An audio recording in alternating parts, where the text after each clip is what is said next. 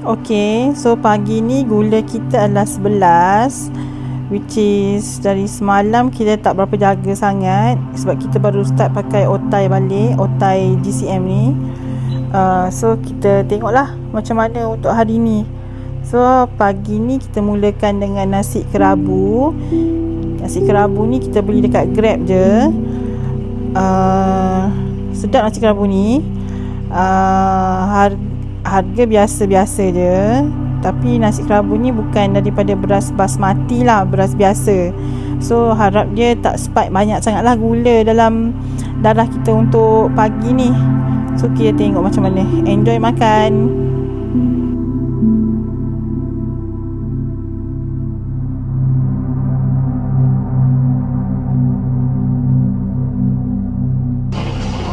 So today will be a very long day.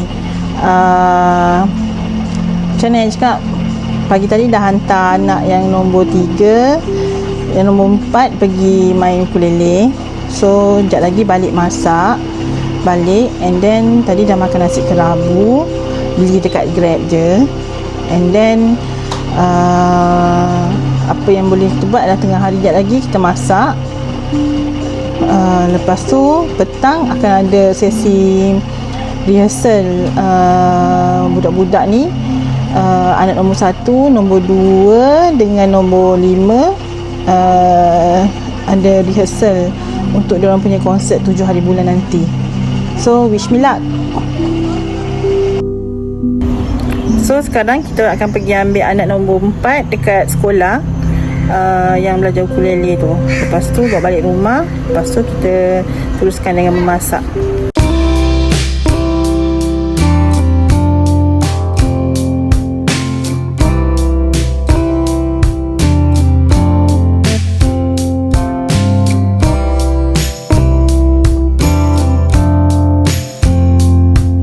Okay, balik dari mengambil anak di sekolah, kita teruskan dengan membasuh pinggan pula. Banyak pinggan hari ni kita basuh. So enjoy lah basuh pinggan ni. Healing juga waktu time basuh pinggan ni.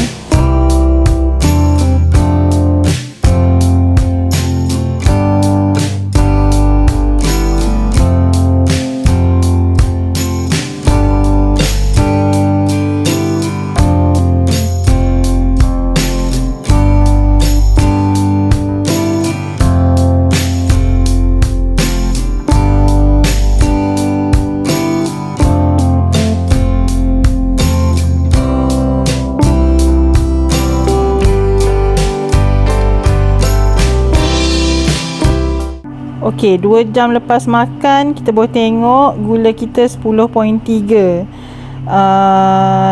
which is turun lah daripada tadi sebelum makan tadi tu. Okey, next kita sediakan makan tengah hari pula. Tadi kata nak masak tapi malas lah pula, kita Grab aja. So lauk hari ni kangkung goreng belacan, sambal Jawa, paru tumis dan kari ayam. Okey, sebelum makan gula kita adalah 8.5. So dah turun lah berbanding dengan tadi. So kita akan makan tengah hari pula. Tengok lauk apa kita makan ya.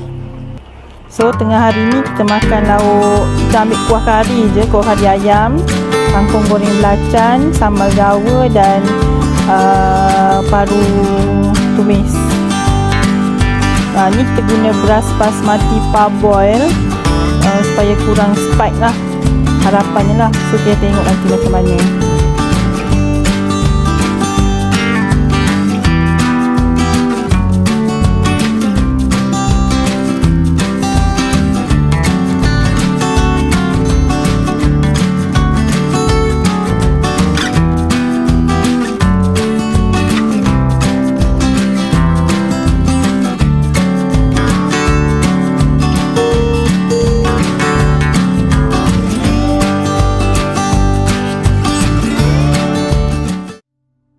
Okey, gula kita selepas 2 jam makan lebih kurang 11.2.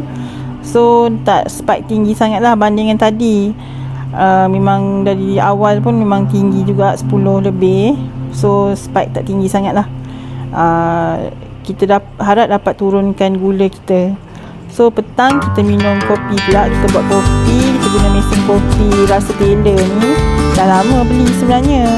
So saya suka guna mesin kopi ni sebab freshly brewed coffee kan. So enjoy video buat kopi. Kopi ni saya beli daripada Surabaya waktu pergi bulan 7 hari tu. Sedap juga kopi dia.